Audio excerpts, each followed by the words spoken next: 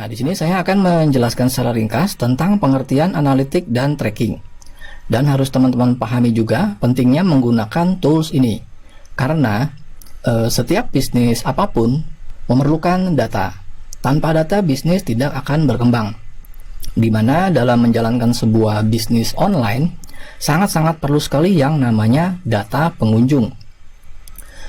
Dengan data pengunjung tersebut, kita bisa memahami karakter pengunjung sebuah website dan dapat mengetahui setiap aktivitas pengunjung di dalam website teman-teman. Jadi bisa diibaratkan sebuah website itu seperti mempunyai CCTV atau kamera pengintai yang merekam setiap kegiatan pengunjung yang masuk ke dalam sebuah website dan halaman-halaman apa saja yang diakses oleh pengunjung-pengunjung tersebut. Lalu web analitik dan tracking itu sendiri adalah merupakan salah satu teknik marketing untuk membaca data statistik pengunjung, mengukur konversi dan menganalisa sebuah website berdasarkan perilaku aktivitas pengunjung. Jadi perilaku aktivitas pengunjung sini kita dapat melihat data statistiknya dari setiap halaman yang mereka akses.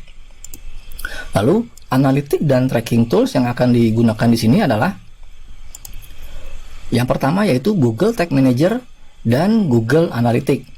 Nah, Google Tag Manager sendiri merupakan sebuah tools marketing yang diluncurkan oleh Google pada tahun 2012-an. Ini merupakan salah satu tools yang sangat powerful yang berfungsi untuk memahami karakter dari setiap pengunjung. Dan di sini juga kita menggunakan Google AdWords Remarketing Tag dan Facebook Pixel untuk meretarget pengunjung-pengunjung yang sudah masuk ke halaman-halaman website kita.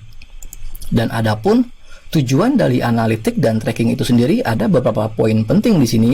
Yang pertama, untuk mengidentifikasi aktivitas pengunjung dan memahami karakter demografik dari pengunjung sebuah website. Nah, yang kedua, membuat segmentasi berdasarkan aktivitas visitor. Sini kita mengelompokkan pengunjung-pengunjung yang mengakses dari setiap halaman-halaman yang ada pada sebuah website. Selanjutnya, di sini kita dapat mengidentifikasi KPI. Ini adalah salah satu poin penting, yaitu mengidentifikasi Key Performance Indicator pada sebuah website. KPI itu sendiri maksudnya adalah kumpulan dari beberapa matriks yang memberikan suatu sinyal indikator untuk mengukur performa kinerja website. Jadi kinerja performa website itu bisa dikatakan baik dan tidak diukur dari metrik-metrik itu sendiri. Nah, metrik adalah pengukuran kuantitatif dari sebuah data. Misalnya jumlah pengunjungnya, jumlah bounce rate, jumlah leads, jumlah purchase, dan lain-lain. Nah, selanjutnya di sini kita dapat merancang strategi dan optimasi untuk meningkatkan konversi sebuah website bahkan produk itu sendiri.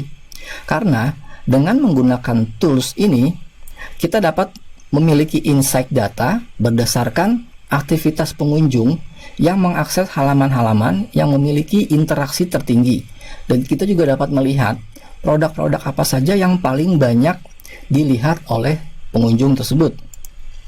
Nah, di sini ada sebuah gambaran contoh proses funnel yang nantinya dianalisa, yaitu ada 4 halaman, yaitu homepage, product page, add to cart page, dan purchase page. Nah, di sini adalah halaman-halaman di mana proses funnel itu yang dapat dianalisa atau kita dapat melakukan optimasi setiap halaman dari sebuah website.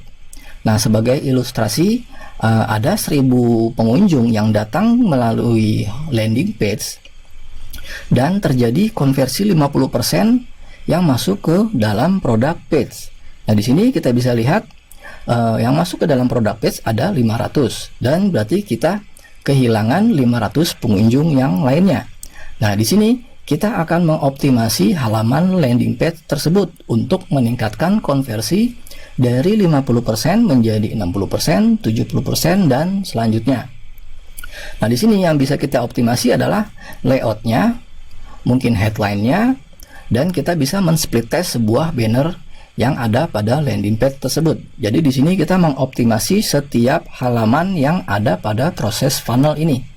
Jadi secara keseluruhan dari 1000 pengunjung yang datang ke landing page sampai dia melakukan purchase pada halaman terakhir atau last click ini, yaitu konversi yang terjadi hanya 1%. Dan untuk meningkatkan 1% ini menjadi 2%, 5%, dan selanjutnya kita disarankan untuk melakukan optimasi setiap halaman yang ada pada proses funnel ini. Sebelum kita memutuskan untuk meningkatkan jumlah pengunjung atau menambahkan jumlah pengunjung dari 1000 visit menjadi 5000 visit misalnya. Yang perlu dilakukan pertama kali adalah kita mengoptimasi setiap halaman-halaman ini. Jadi, kalau halaman-halaman ini sudah teroptimasi, bahkan dengan 1000 pengunjung pun kita bisa menaikkan konversi dari 1% sampai 2% dan selanjutnya. Nah, ini adalah merupakan gambaran proses funnel yang secara sederhana yang ada pada sebuah website. Lalu, benefit menggunakan tools analitik dan tracking itu sendiri adalah dapat membuat sebuah website teroptimasi berdasarkan user behavior atau berdasarkan perilaku dari aktivitas pengunjung itu sendiri. Jadi kita bisa tahu halaman-halaman mana saja yang sering diakses oleh pengunjung website. Nah, sebagai contoh, kalau kita lihat ada situs-situs besar yang situs-situs tersebut sudah teroptimasi, misalnya ini Matahari Mall. Nah, situs ini adalah merupakan situs yang sudah benar-benar teroptimasi dari secara desain, tampilan, bahkan dia sudah tahu karakteristik dari pengunjung tersebut. Nah, di sini kalau kita lihat melalui Chrome extension dari Google Tag Assistant ini, kita bisa melihat tools yang mereka pakai yaitu Google Tag Manager, Google Analytics, dan yang lain-lain. Nah, di sini tools yang mereka pakai adalah tools untuk mereka dapatkan data-data dari setiap aktivitas pengunjung yang masuk ke halaman-halaman ini. Nah, lalu berikutnya kita lihat situs Tokopedia. Nah, situs Tokopedia ini merupakan situs yang selalu meredesain tampilannya secara berkala berdasarkan aktivitas pengunjung dari pengunjung tersebut. Nah, ini juga kalau kita lihat tools yang mereka pakai untuk menganalisa dan men-tracking yaitu Google Analytics, ada Google Tag Manager juga di sini. Jadi juga sangat disarankan untuk teman-teman untuk mengembangkan bisnisnya menggunakan tools analitik dan tracking ini. Karena di sini sudah terbukti situs-situs besar pun menggunakan tools-tools tersebut. Nah, lalu berikutnya kita bisa lihat Bukalapak. Bukalapak juga tools yang mereka pakai untuk menganalisa dan men-tracking para pengunjungnya yaitu Google Tag Manager, Analytics, dan Remarketing Tag, dan lain-lain. Nah, di sini juga kita bisa lihat tampilan-tampilan dari situs-situs ini selalu berubah-berubah setiap atau secara berkala karena mereka selalu merekam data-data pengunjungnya berdasarkan perilaku-perilaku yang dilakukan di website ini.